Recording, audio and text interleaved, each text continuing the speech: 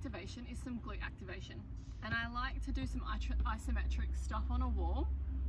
It depends as to your posture type and your pelvic tilt as to what glute work you would want to be focusing more on. You can reach out to me and I can do a little assessment on you to help you personalize what glute work you actually need to be doing to support your athletic journey. But this is just something that I personally find really helpful. So if I ground on the floor barefoot with my big toe, my pinky toe and my heel, so tracking in alignment with the hip, knee and ankle, then I'm going to press my, so I'm a bit far away, so keeping my knee in the same line, and I'm not going to be leaning with my hip, just with my knee. I'm going to come into a slight squat, so stick my butt back slightly, and I'm going to squeeze the glute on the supporting leg and gently press into the wall with this knee. And what you should feel is a bit of quad. You should feel it in your glute med, so the side of your butt, your glute max, so the back of your butt, and you should feel maybe a little bit in the other glute close to the wall. And I'll just hold here from like 5 to 10 counts, and then I will swap sides. So resetting everything up, stick your bum back slightly, squeeze the glute, and press and hold for 5 to 10 counts. And I always double up on the side that I feel the least. So for me, I know that my glute is a little bit weaker on my right side, and so I double up on that side. Okay, that's one of the things that I do for the glute work, and then I go onto the floor to do the next bit. Okay, the next thing to do is to grab your booty band. So if you don't have any, I will link the ones that I have. I actually sell these. I got them made for my business, so you don't have to use them, but I find we just, as athletes, we just need that next level for our glutes. So I always add this one in alongside of my isometric stuff on the wall. Again, this is based on my body, it's not based on yours, so if you aren't sure what's going to be best for your body, you can always contact me, reach out for an assessment. So the way that I do my clams, so it's really important that if you're going to do clams, you might as well learn to do them properly.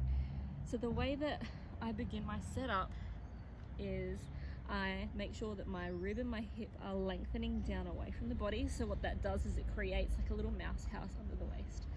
I flex my feet to keep them in alignment, and then I just gently tip my top knee forward so it's in alignment with the other knee. Okay, the important part when you're going to do a clam is that your hips don't roll back and forth. So you want to keep your hips as still as possible, and you're going to squeeze the glute to open and then come back down. So you're going to squeeze to open and come back. So I do like 15 or so. I actually started bringing my knees up a bit higher because it switches on my glute a little bit more, and I have a little bit more trouble with my right side switching my glute max on, so the bigger part of my glute as well. So I just do little adjustments. So I do a little bit more up like this. So I do 15. As you can see, my hips stay square, so the movement isn't really big. It's just enough to feel the squeeze and to keep my hips square.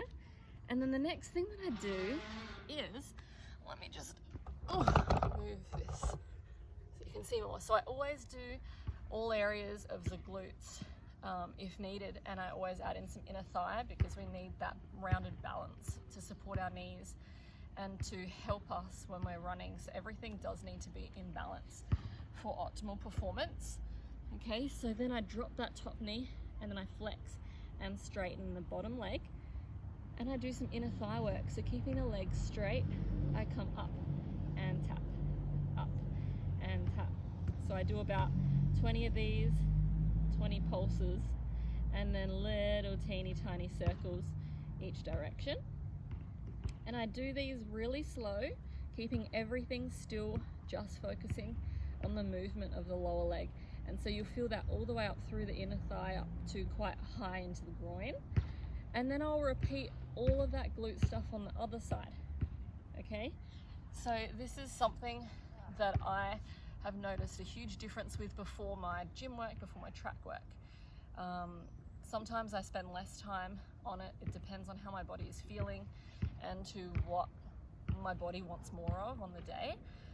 But I highly recommend doing stuff like this before any of your sessions. You will notice such a difference in the gym, and you'll feel a difference straight away with how you're feeling when you're on the track as well.